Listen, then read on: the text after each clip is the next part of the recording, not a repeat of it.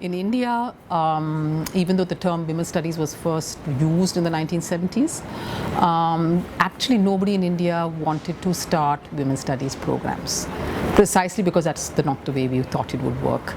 The US already had a model of women's studies, which was women's studies. In the 60s, they started in the late 60s or so.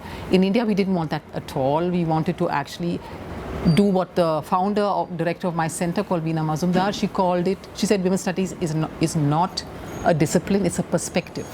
It's an intervention. So you ought to be bringing women's issues and gender issues into any area that you do. So she addressed sociologists, economists, and it's not even women-centric. And she said men have to do this. Everybody has to do this. Women's problems are not some specialized area for women alone to sort of research. So there was no plan. And in fact, the idea was to, if anything, you have a women's studies center which is tiny, which may have 1 or 2 faculty members who are catalysts for what they affect elsewhere. And to be fair, I think the most amount of work in India is not being done in a women's studies center per se. People in history, people in literature, people in sociology, people outside university contexts are researching women's issue. But over time, what ended up happening is that these tiny little women's studies centers, which had maybe 1 or 2 faculty members, found it very hard to, and I had this experience when I started the women's studies program in JNU about 10 years ago, or now 12 years ago. It's very difficult to actually maintain that kind of a tiny little center. I'll be very curious to see what happens to your center over the years.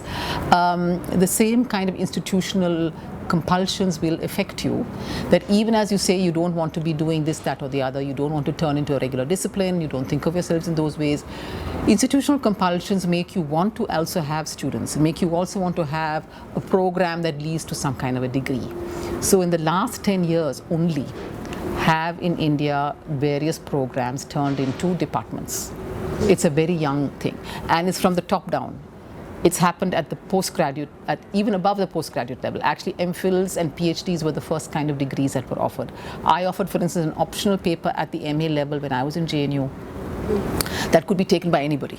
So after a point, that is frustrating for oneself. So I have now come to the conclusion that there's no correct way of doing it. You have to have both. It's not an either-or. It's an either-or for a student. A student has to decide whether they want to do a degree in history with feminism or gender studies as a kind of perspective, or whether they would rather be in a women's studies or gender studies kind of setup and do it from there. That's an individual choice. Institutions ought to be offering everything. And the strengths of, say, women gender studies would be that it's genuinely interdisciplinary, which can sometimes be chaotic because it means that students who are doing our MAs and MPhils have to do like almost everything from various perspectives and they're covering a lot of ground. But so that has its pluses and minuses as well. So there's no correct way.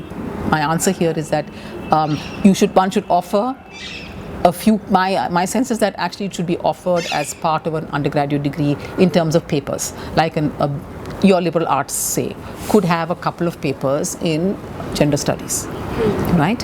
An MA also ideally should have actually both a disciplinary and an anti-disciplinary orientation, so that students know what it is. Why did women's studies emerge in the first place? Why were they rebelling against standard disciplinary orientations and those ways of invisibilizing the problem? Yeah, so you need a bit of both. And at higher levels, when you specialize in any case, right? That's my sense of it, that you have to have a mix and match at the lower levels, and at a more advanced level is when you specialize.